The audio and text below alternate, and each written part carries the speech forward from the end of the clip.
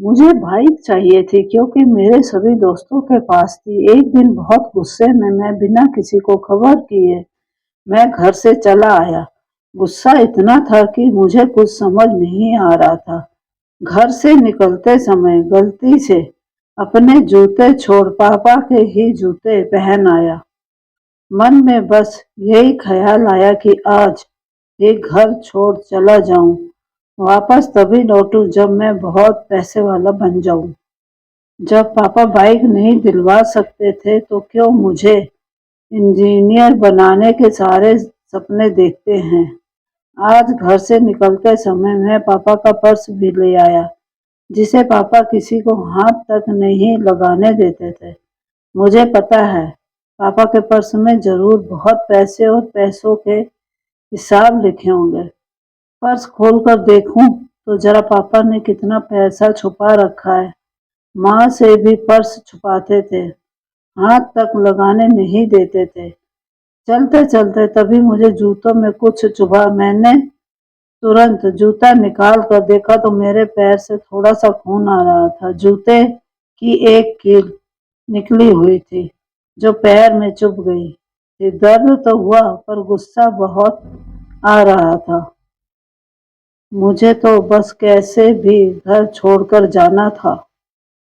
मैं वैसे ही चल दिया। जैसे ही कुछ दूर चला मुझे जूते के अंदर पाँव में गीला गीला लगा देखा। सड़क पर पानी भरा पड़ा था। पाँव उठा के देखा तो जूते में छेद भी था। मैं वैसे ही चलता रहा। जब बस स्टॉप पहुंचा पता चला 2 घंटे तक कोई बस नहीं है। मैं वहीं बस का इंतजार करने लगा। मैंने सोचा क्यों ना तब तक पर्स खोलकर देखूं कि पापा ने कितने पैसे छुपा रखा है। मैंने पर्स खोला तो उसमें एक पर्ची मिली। पर्ची में लिखा था लैपटॉप के लिए 30,000 उधार लिए।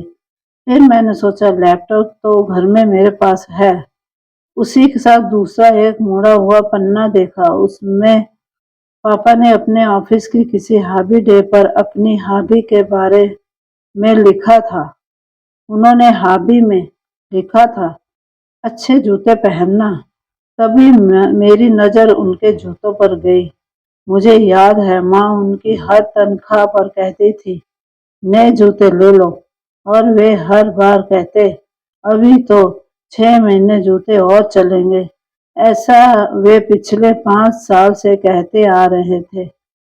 मैं अब समझा ऐसा वो क्यों कहते थे।